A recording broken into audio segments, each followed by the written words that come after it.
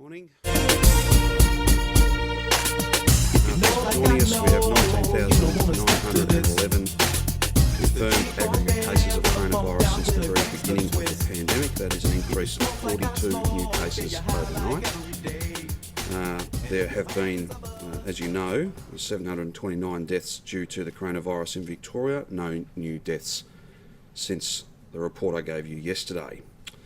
There are 118 Victorians in hospital, 11 of those are in intensive care and 7 of those 11 are on a ventilator.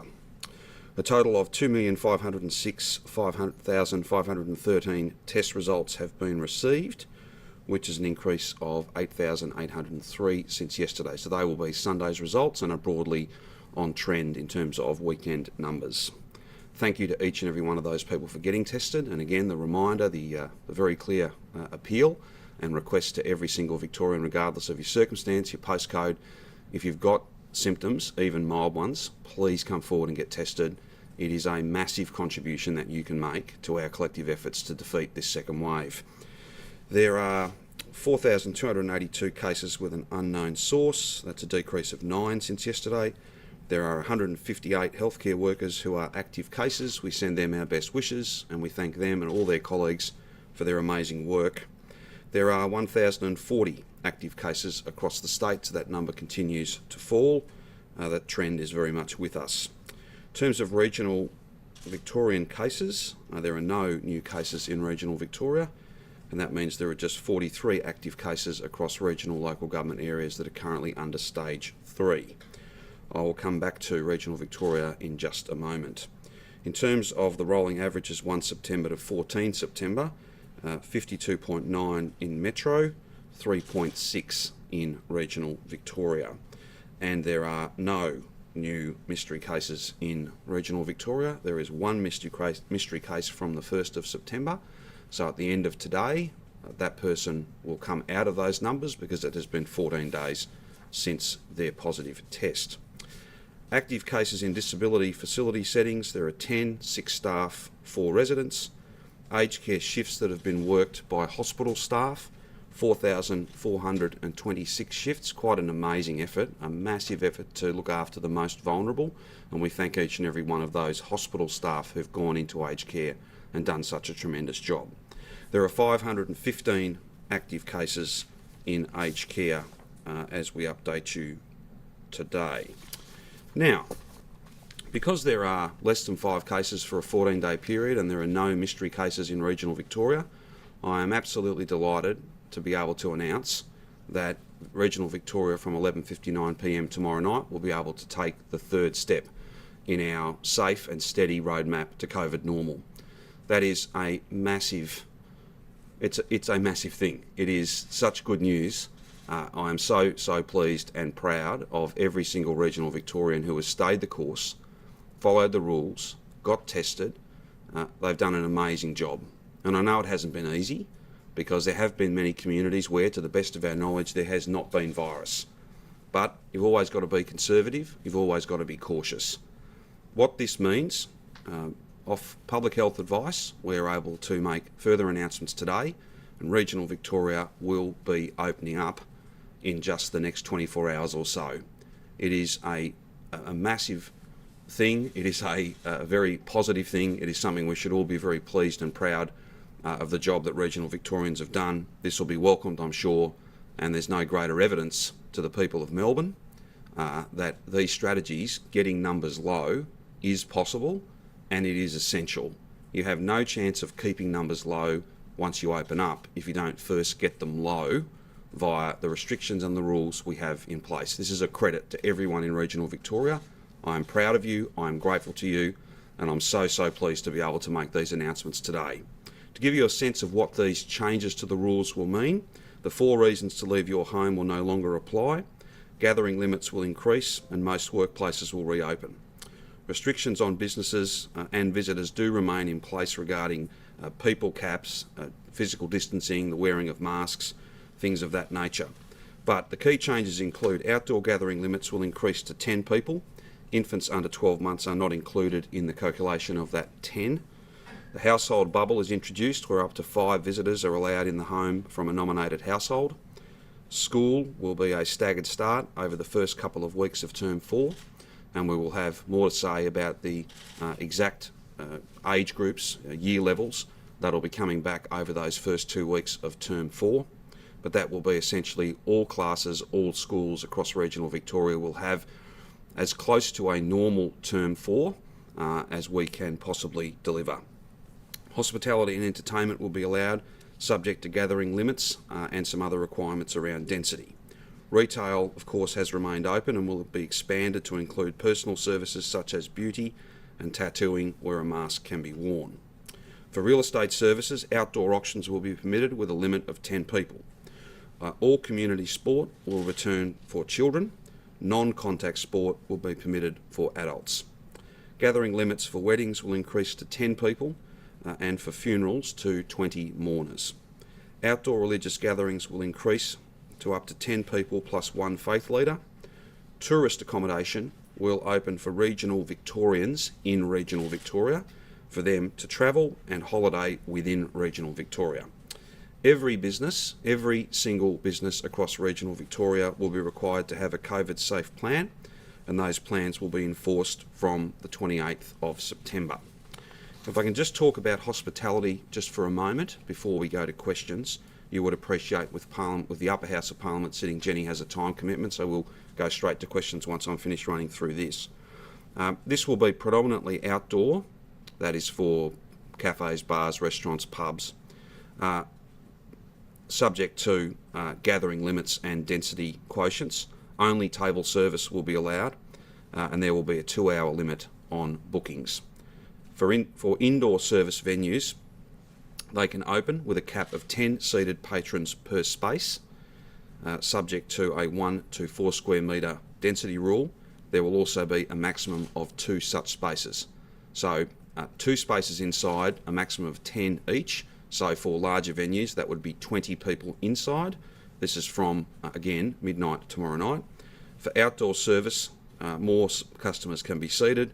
There are different arrangements there, but essentially outdoor service venues, there will be a cap of 50 seated patrons per space, subject to density requirements at 1 per 2 square metres. Group limits of 10 apply as well. The key point there is the tables will need to be 1.5 metres apart.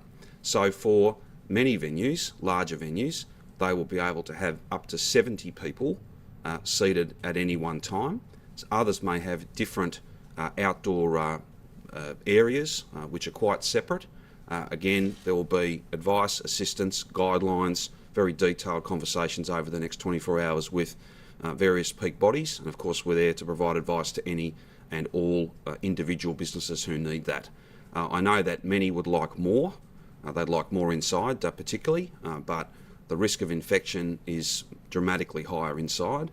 This is, I think, a reasonable compromise. There are, as I said, up to 20 people inside, 50 people outside. That is a significant step. Those venues are currently closed at the moment and are doing takeaway only. So that is a very significant step. Now, as these weeks pass, as we see this model actually working, and we've got real data, and we've got a really clear picture of what this means for the amount of virus in regional Victoria, then of course we don't rule out monitoring that and being informed by that, not just for the purposes of settings in regional Victoria, but to all of those in the hospitality sector in metropolitan Melbourne. All of this work in regional Victoria will help to inform the early steps and subsequent steps that we will take in metropolitan Melbourne as well. In some respects, many I think had expected there would be no patrons inside. We've gone through this in fine detail, and the public health advice confirms that we can have 2 groups of up to 10 each. That is significant. I'm not for a moment pretending that many wouldn't like that number to be much higher, but this is a big step, a very, very big step today, but it is a safe step and one that can strike that balance between more economic activity, more money in the till, more people back at work, but not risking having to close down again, not risking frittering away all the hard work that regional Victorians have done. Just in terms of movement from Melbourne to regional Victoria, those reasons have not changed. You cannot be travelling to regional Victoria unless you absolutely need to. Those reasons are particularly well understood. We will have more to say about some changes, some enhancements that Victoria Police will make in terms of the border between Metropolitan Melbourne and regional Victoria. That will relate to the percentage of cars that will be pulled over. That will also relate to penalties. We can't have people travelling unnecessarily and unlawfully into regional Victoria from Metropolitan Melbourne and potentially taking the virus with them. We know and understand that regional Victorians have done a mighty job, an amazing job to get these numbers down. That allows us to open up, as we've indicated. There'll be a table, I think, provided to each of you at the end of the press conferences to go through some of the finer detail, and if there's any clarification we need to give you, of course we will. But these are really significant steps, and they must be done safely. And if people are travelling into regional Victoria for no good reason, given the amount of virus in Metropolitan Melbourne is higher, much higher in fact, then that risks the virus travelling with them. We simply can't have that happen. We'll have more to say about those detailed arrangements tomorrow, and we'll also have more to say about other things that are consequent to this in the days to come. But this is a great day for regional Victoria. I am proud of regional Victorians. I am grateful to regional Victorians. This is a day of hope and optimism. This strategy is working. It has worked in regional Victoria. It is working in Metropolitan Melbourne. You can get these numbers down, and you must get these numbers down. If you're going to open up and keep numbers low, there is simply no chance to do that unless you have got them low to start with. Otherwise, we'll be open, yes, but we won't be open for very long. Well done, regional Victoria. This is an amazing effort and a really hopeful and positive day. We're happy to take any questions you have. What's going to be the protocols for making sure Melburnians don't get into regional Victoria? Again, there are rules in place now in terms of who can travel. Those rules are not so much the rules themselves changing, but the enforcement will be beefed up even further. What does that look like? But what it'll mean is that you'll finish up with even more cars being stopped. We'll come back on the exact figure, the exact percentage tomorrow, but it will, I'm sorry to say, it will mean that there will be significant queues, there will be traffic issues, but I think that regional Victorians understand, and regional Victorians, certainly the message I get, is that they very jealously guard the low numbers, the low virus status that regional Victoria enjoys today, and they want to keep it that way. So there will be a time later in the year when we can have that freedom of movement. We can't have it now because it puts at risk everything that is possible in regional Victoria because the numbers are low. We'll also have a bit more to say about the likely fine that you would be issued with if you were to be in regional Victoria from Melbourne without a lawful reason. This is very serious. Very, very serious. We cannot have people making unnecessary and unlawful trips to regional Victoria and potentially taking the virus with them. Regional Victorians have given too much and achieved too much to put that at risk. I simply won't allow that to happen. So we're going to do everything we can to make sure that people are stopped, fined and turned around and sent back to the metropolitan address where they should never have really left, Rich. People who have second properties still can't move to their second Correct. properties. Would you give any consideration to including the Mornington Peninsula in regional Victoria, given there's fewer cases there than, say, Geelong? We're not changing the boundary. The definition of what's metro and what's regional remains in place. But we'll have more to say about the enforcement activity on approach to the Mornington Peninsula. We'll talk about that tomorrow, because obviously there are many second residences down there. And it's not appropriate as we come up to the school holidays and warmer weather, for instance, for people to be travelling to a second residence. That's simply not on. That puts everything at risk. That's unnecessary movement, it's unlawful movement, and it should not be happening. And we'll have more to say about exactly how we're going to enforce that with particular reference to the Mornington Peninsula. That won't change its status as part of Metro Melbourne, but hopefully it will give people who are permanent residents down in that beautiful part of our state, it'll give them the reassurance to know that only those who live there will be travelling there, and there won't be people going down for day trips and things of that nature. Is there some hope now then for hospitality in Melbourne, that if it works okay indoors in country Victoria, you may open up sections indoor maybe as early as late October? Well, we're not here today to revise the timeline for Metropolitan Melbourne, but I will say this. Because we've been able to achieve very low numbers in regional Victoria and keep them low, drive them down to these very, very small numbers, then we have the freedom, we have the opportunity to do some things in regional Victoria that will just not be possible in Metropolitan Melbourne right now. We will closely monitor exactly what occurs, both to make sure that we don't have a problem in regional Victoria, but also to inform what is likely to be safe and steady once the time comes in metropolitan Melbourne. So I know there'll be many people in the hospitality sector who have assumed that there would be no indoors. We believe it is safe to have those two spaces with no more than 10 people in each. We think that strikes the right balance. That'll be very closely monitored. There's rules about deep cleaning, there's rules about staff being healthy when they begin the shift. There are, as I said, there's a 2-hour limit, so it's not like you can sit there all day and be there for hours and hours and hours. All of those things, I'm very confident that the hospitality sector will rise to that challenge. They take the hygiene and the safety of their venues incredibly seriously, and I think it'll be a very important demonstration project in some ways, Nick, for what might be possible in Metro Melbourne. I can't commit to that today because it needs to be monitored. We need to see how it works. But as I said, this is a very hopeful day. It's a very positive day. Regional Victorians have done a mighty job, and now we're able to make these really important announcements.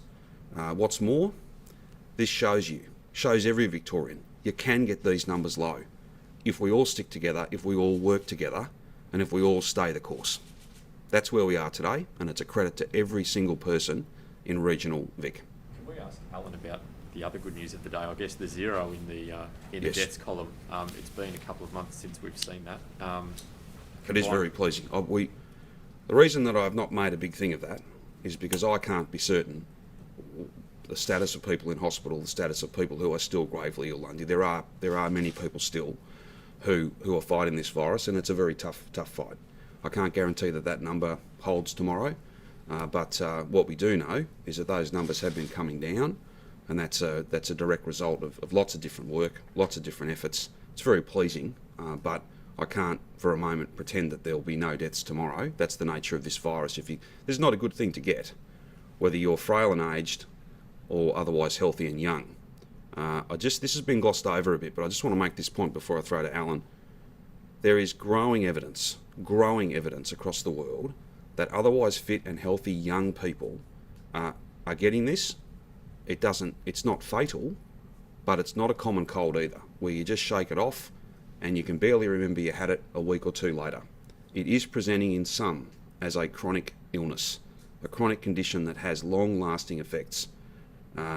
This is not something anyone should treat lightly. It's not something anyone should think, oh, well, if I get it, I'm otherwise healthy, I'll be fine. This is novel, it is nasty, and it spreads wildly. So we all have to be focused on that as well. As tragic and as important as being upfront about those people who've died because of this, there's also other cohorts, and we're learning more about this virus every day because it is a novel virus. Alan can add to my comments. Sorry, just further to that, no deaths, but how many of today's cases are linked to aged care and, so at the moment there are 511 active cases in aged care, and that's a total of 4,432 cases in aged care. So I think just... 515. Can we have some clarification? I've got 511. I don't. Sometimes there's when they're case events, they're double counted if they're linked to more than one case, more than one location. But I've got 511 active cases in aged care. So just to reinforce, clearly it's much better to be announcing no new deaths yesterday compared to 20 or 30 deaths that we were reporting about a month ago.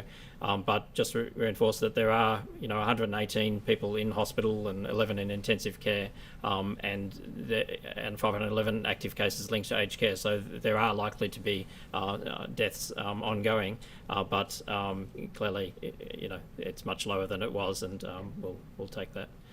I thought with permission, I thought I'd just talk through somehow of how we made that assessment about regional Victoria, because it's not just about the numbers. So clearly we sort of asked ourselves three questions. Firstly, what are the numbers?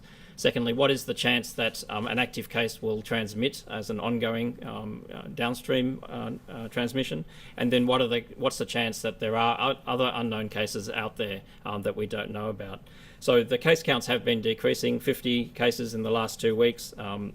31 of those cases were in Colac, Otway, but the last of those cases that were reported were a couple of days ago. Geelong has had 8 cases in the last 2 weeks. Some of those have been linked to workplaces in Melbourne or outbreaks in Melbourne. At 11:30 last night, a case was reported in Shepparton that we've since been able to establish. Actually, the residential address was in Shepparton, and the case actually was interstate. The last unknown source case, as mentioned, was on the 1st of September, and there have been no further cases around that, so we'd be relatively confident there's no ongoing transmission there. The likelihood of onward transmission from recent cases, we know that there are 445 active contacts in the regions. We expect that some of those may turn out to be cases, but because we know that they are contacts and they're being monitored, we don't expect that they will continue to transmit on.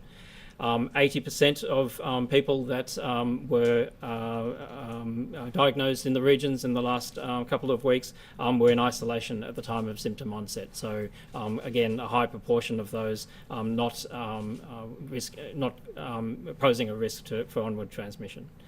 In terms of the likelihood of unknown cases still out there, there's been good testing. So in all regions and all LGAs, there's been more than 1 test per 100 population in the last 2 weeks. So that's essentially 1% of the population has been tested.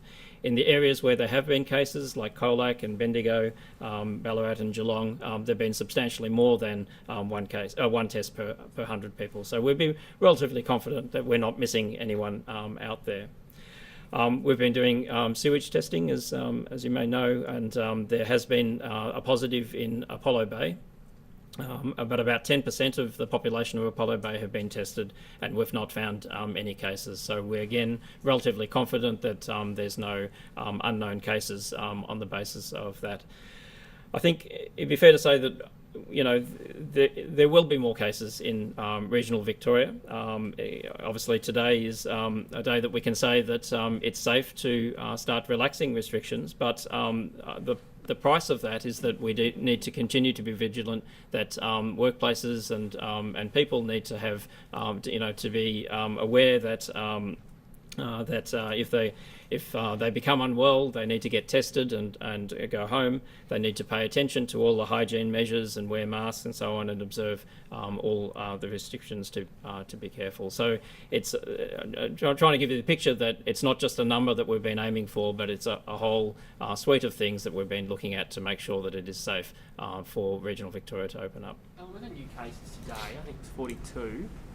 Have you seen more in that southeast corridor, that Hallam, Clyde? So yesterday in KCLGA there were only 3 cases. There had been 10 the day before and 10 the day before that. So it does seem to be decreasing. We are obviously very concerned about that cluster and keeping a very close eye on that. And there's been pop-up clinics. How many today are linked to that emerging cluster?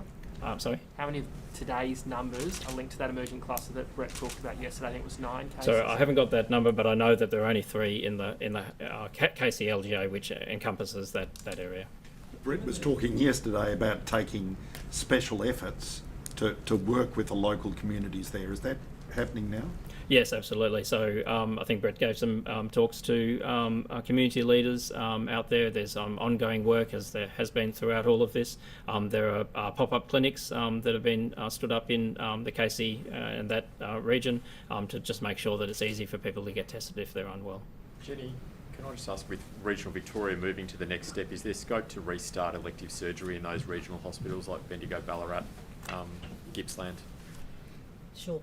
So firstly, can I firstly congratulate regional Victorians for the amazing job that they have done, and today is also another significant day for regional Victorians, as the Mildura Base Public Hospital has returned to the people of Mildura and the people of the Mallee.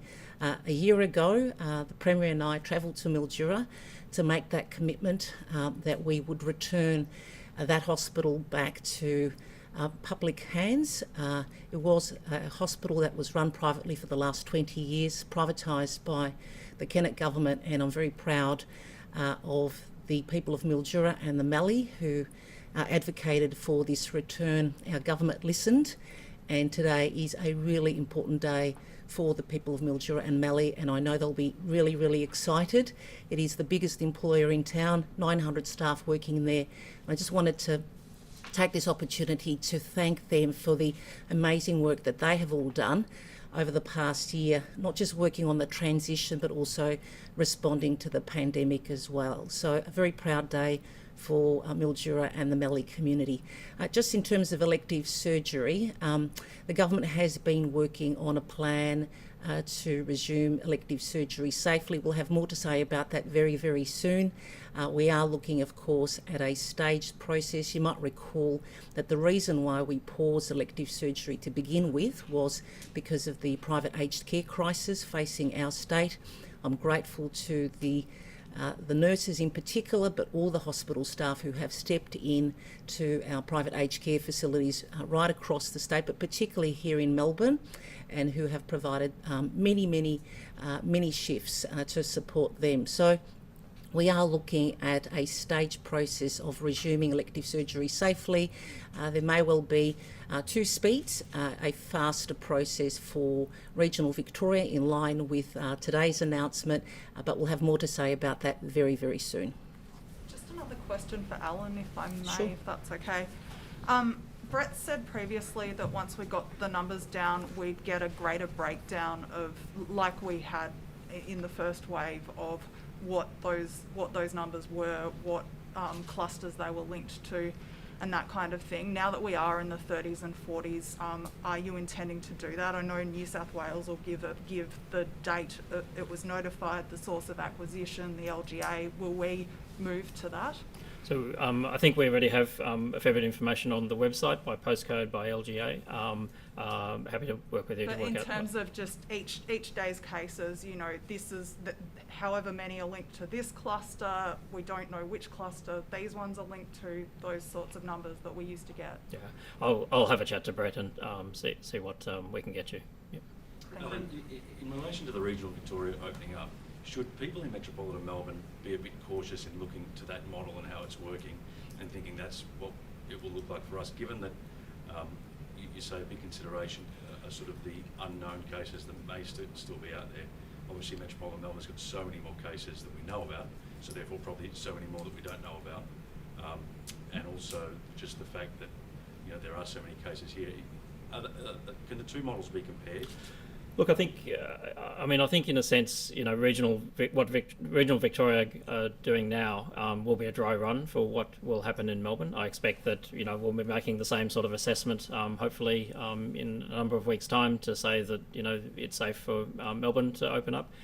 I think hopefully we will also learn things. We've certainly learned things from, you know, the first between the first phase and the second phase of this this epidemic. That, you know, we now know that, you know, for example, we're encouraging a lot more activity to happen outside because that's much safer. So I think hopefully we will learn things from regional Victoria that we'll be able to apply. So, you know, we're doing a lot of this for the first or second time, and we need that evidence to plan what we will, what the next step will look like in Melbourne as well. But a lot of the general settings have been sort of put in place, I think, in Melbourne, and they may be tweaked as more evidence comes in. Alan, has there been any, in Victoria, has there been any case of corona actually tracked back to a hospitality venue? Look, I couldn't say that off the top of my head. There certainly have been outbreaks at hospitality venues elsewhere in the world. I can't tell you off the top of my head if there have been here. But also making the case that just because we don't know of them doesn't mean they don't occur. You know, there's a lot of places where there's, cases have been, and we don't know where they've come from. And we don't know where they've come from. They could have come from any setting. We certainly know that indoor settings are much higher risk than outdoor settings, and so I wouldn't expect a hospitality venue to be any different to other settings for a variety of reasons. Premier, Regional Victoria's taken 2 steps this week. Can Melbourne take 2 steps a week before October 26th? I think it is. Rich, there was a similar question, slightly different construction, but a similar question asked the other day. Case numbers are one part of this. the narrative or the story that sits behind each of those case numbers. So where did they get it? How much do we know? How confident are we that it's actually contained? And then the other thing here as well is the passage of time, as painful as it is also an important part of this. And I'll make the point again, decisions you make today, so these decisions that we've announced today, this amazing 2 steps in just a couple of days for regional Victoria, we won't see the full impact of that from a virus transmission point of view for 10 to 14 days. So sometimes it isn't just about case numbers and the story behind each of those cases. It's also about allowing enough time to pass so that you can be clear, because of the latency of this virus, the nature of it, what the impact of any decisions you've made are. The key point here, we will take steps as quickly as we can from a safety point of view and from that sense of certainty that what we're doing doesn't throw away everything that metropolitan Melburnians have done for months now. We know it's tough. It'll be done as quick as it can safely be done. But again, it's back to those points I've made many, many times. If we do too much too quickly, then we'll be open, yes, and that'll be fantastic for a very short period of time. And, you know, people are entitled to their views, but we're not going to be pressured into doing something that is fundamentally unsafe. We're just not, because I don't want to have to stand here in a few months' time and say that, well, we actually did too much too soon, we went against the advice of experts, and now we have to put restrictions back on, whatever those restrictions might be. It's quite, some people are already expressing it, you know, they're happy for regional Victoria, but it's a bit of a bittersweet moment for Melburnians because it seems like they're now the only people who are still locked up in Australia. Well, no, I wouldn't see it that way. That's what some No, people that's fair enough. I would respectfully say I wouldn't see. I'd encourage people not to see it that way, and instead to see this as proof positive, not a model, not an academic exercise, not a theory. This is not a theoretical thing. We have actually driven case numbers down to very low numbers in regional Victoria. That's taken some time. We stayed the course, and now we can open up, and that should be something that I think inspires confidence and a real sense of hope that the same thing can be achieved to the best of our ability across metropolitan Melbourne. Is camping allowed in regional Victoria now? I'm not sure where we've settled on exactly where and when. I'll come back to you with some rules. There'll be lots of detail that needs to come forward over these next 12 hours or so. And gyms? Sorry, Nick. No, gyms will have to be outside. It's such a high risk environment that, and we've discussed this a few times now, I think Brett and Alan and others have spoken directly to the really significant risk that those indoor environments, particularly ones where, you know, really rigorous physical activities going on, that is just not safe. There's a bit of concern in the border areas, particularly along the Murray, about trying to coordinate the restrictions on both sides, so both sides Yes. are working together. Have you been able to talk to the Premier of New South Wales to help the Victorian accommodation? So what I've done is I've had communications with Gladys and with Stephen to make sure that they're fully briefed and fully aware on the steps that we've taken and the precautions we're putting in place as part of the regional Victorian opening up. In the first instance, that's to make sure that some of the concessions, some of the enhanced arrangements we've had in recent weeks are not put at risk. Beyond that, we will continue to talk with them about, well, trying to be as consistent as possible, trying to facilitate as much movement as is safe. But the first order issue, Nick, was to make sure that in opening up regional Victoria, we didn't get a situation where New South Wales suddenly said, well, those ag workers that we've got moving, some of the permits we've got, all of a sudden we're not comfortable with that. So we're very, very deeply engaged with them.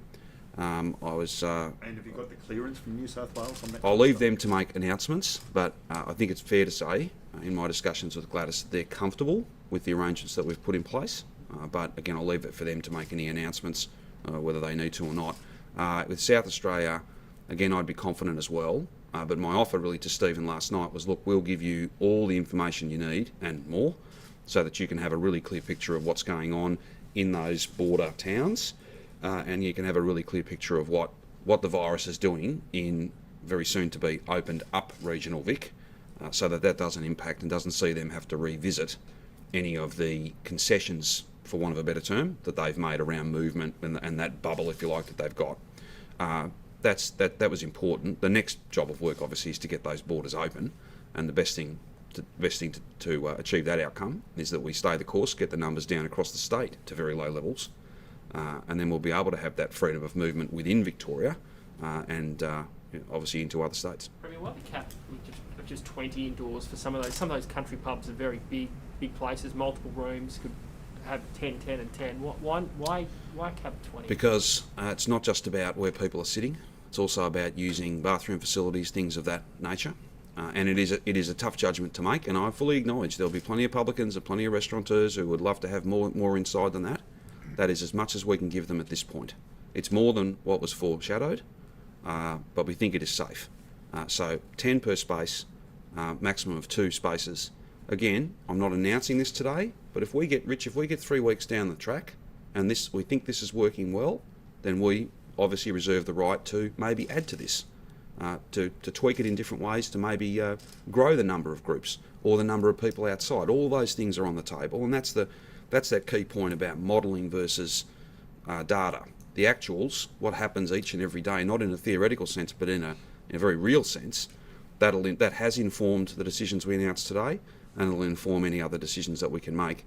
Just on that point, I know there'll be some concern for people of faith across Victoria. This has been a really challenging year, not being able to come together to worship together. That's a really important part of those people's lives. We've got an expansion here, 10 outdoors plus the priest, the rabbi, the minister.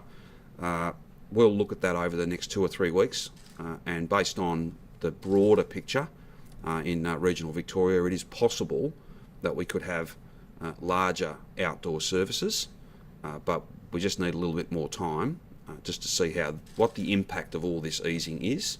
I know that'll be of concern to many people. It's certainly an issue that's been raised. Just on the next steps, does regional Victoria have to wait for Melbourne to take any more steps to take its last step to a COVID normal? Well, I think the answer I just gave in terms of we'll be guided by the actual performance on the ground, if you like, the actual number of cases and what impact this opening up has. So we always reserve the right to make sure common sense drives us, the data drives us, and the actual experience. So as you have days and weeks pass when you're open, or much closer to normal, certainly more open than you were last week, you input those and they take the place of some of the assumptions that you made months and months ago, weeks and weeks ago.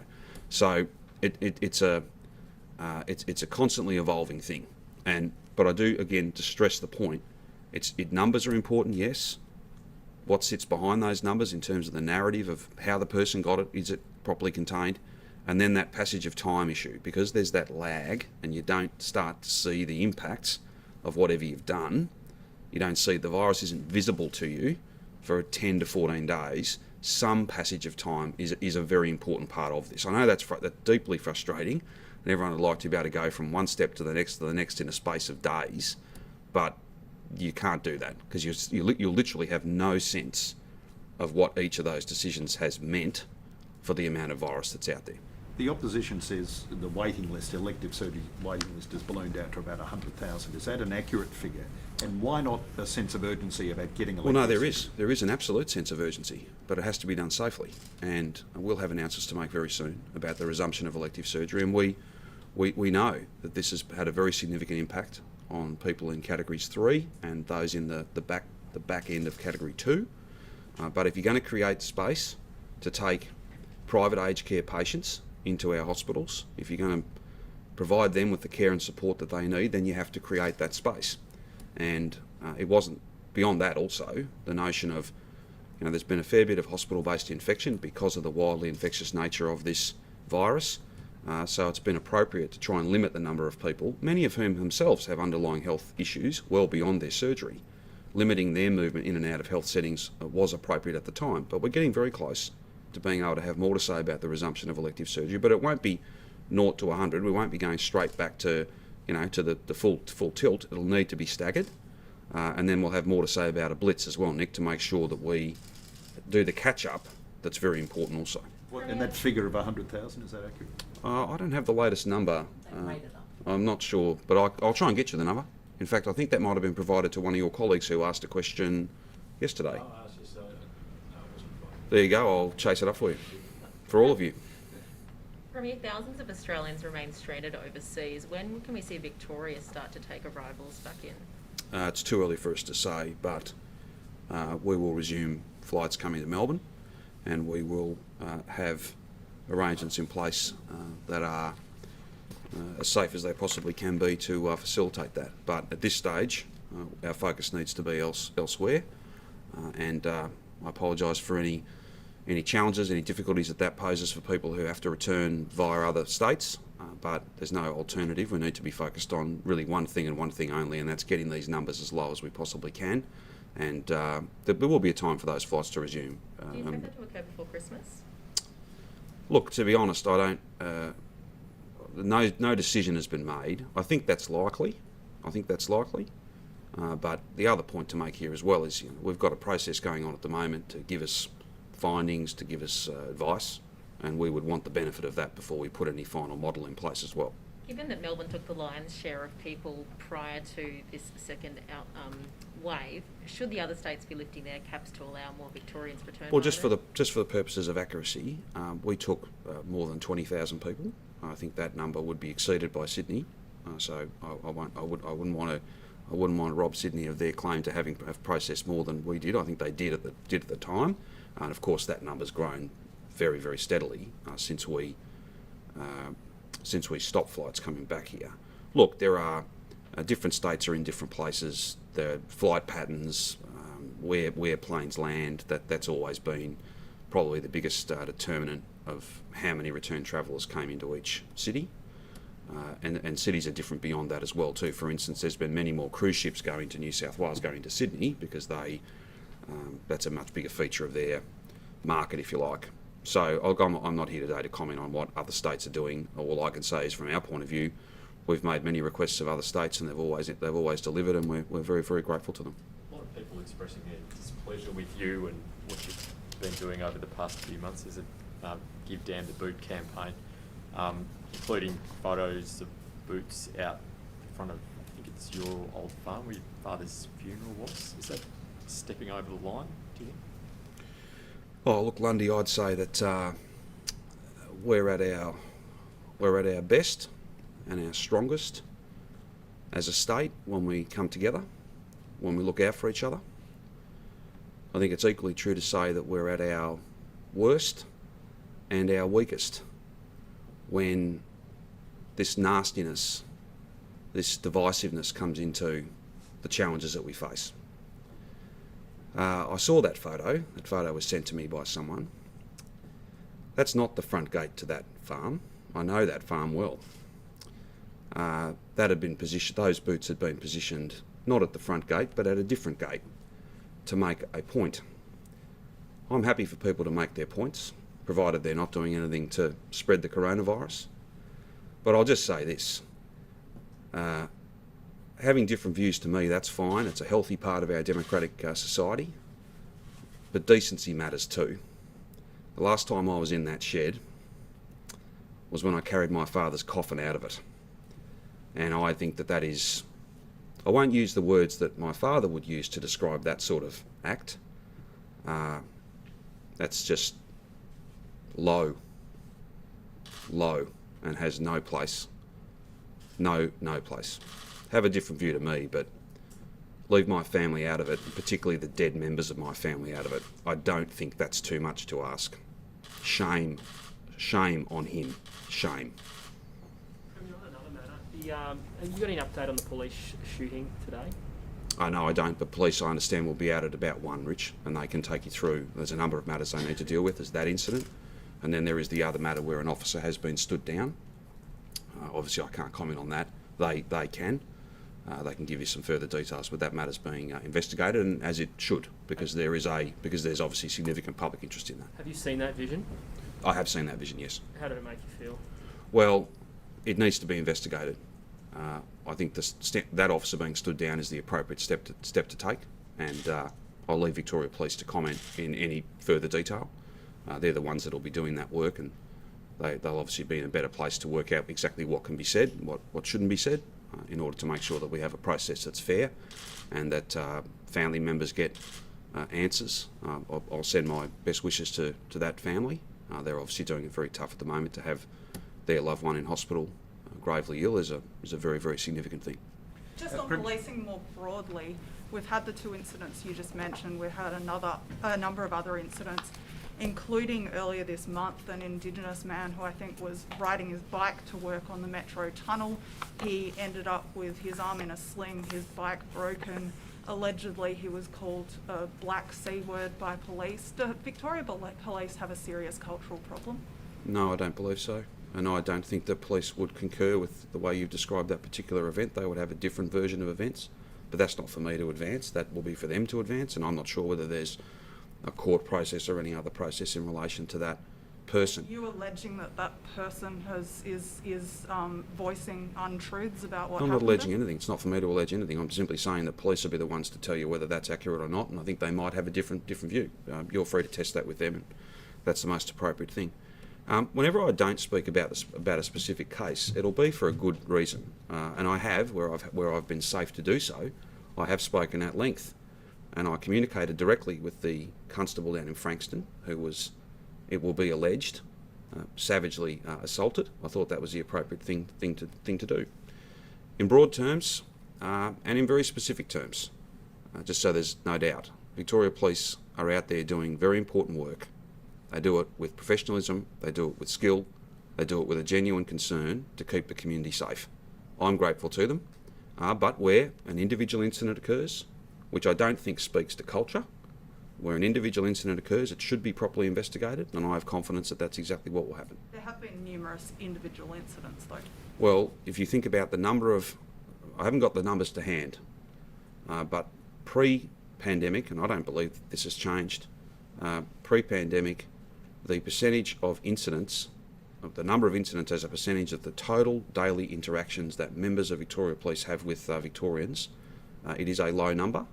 Every one of those incidents is taken seriously, and that's why I'd make perhaps a different judgment about police culture than the one that you put to me. People are free to have a different view, but I'm here to make it very clear on behalf of the government that we think, notwithstanding any individual incident that needs to be and will be properly and fairly and frankly investigated, my view is that Victoria Police are out there working very hard for all of us to keep all of us safe.